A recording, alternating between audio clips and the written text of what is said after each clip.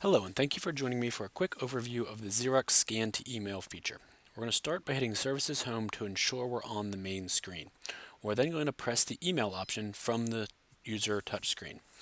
This initial screen may vary depending on IT configuration of the device. Typically, you will have three options. The Enter Recipient, which will allow you to manually enter an email address from the touchscreen. For example, I can type in whatever user I want to put in the device to allow for scan to email. I could also use the device address book, if so configured, to add one or multiple users into the specific email.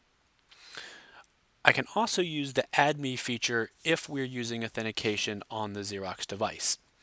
Once you've put in your addresses, you will be launched into the Xerox Scan to Email screen. From the main screen, you can pick your one and two-sided options, the orientation of your original, portrait or landscape. Picture will describe how the document's loaded in the feeder. The subject of the email, if you need to change the subject of the email, that can be done, as well as the attachment that's going to happen with the scan. So by default, it's going to give it a generic name. You can give it whatever name you prefer from the touchscreen, as well as switch the file formats from anything supported on that device. PDF, TIFF, JPEG, as well as, depending on the configuration of your device, you may be able to use a text searchable PDF, which will allow that document to be opened in Acrobat Reader and the Edit Find feature find words inside of that document. From the main screen, we have the same four tabs you'll see as underneath the copy feature as well. Advanced settings, again, control the quality of that document, the resolution, the lightness, the darkness. The one thing you'll notice is even though this is a black and white device only, it does support full color scanning. If you need to scan in color, black and white or grayscale, all those options are available. The default is usually auto detect, but again, that will be determined by your IT configuration. Layout adjustment, same things we see under the copy feature. Do we want to change the original size? Do we need to erase the margins?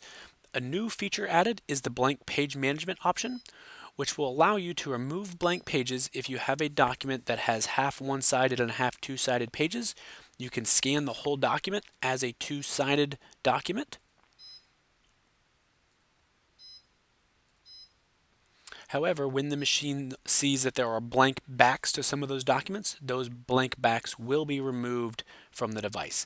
This feature is only supported on certain models and operating softwares. Under email options, these features are also available from the main screen, setting the email address and who the email is going to be replied to. Job assembly, you have the build job feature, which allows you to put multiple stacks of paper in the feeder or on the glass. Again, very useful for I've got 10 receipts, I need to scan them all as one email. I can lay 3 receipts on the glass, hit start, it's going to bring in one page. I can then lay 3 more receipts on the glass, hit start again, it'll bring in a second segment to that document. I could then even lay 3 pages in the document feeder, hit start, bring 3 more documents into the document feeder. When you're done, okay, you now get one document containing all those pages from different sources, all as one scan job.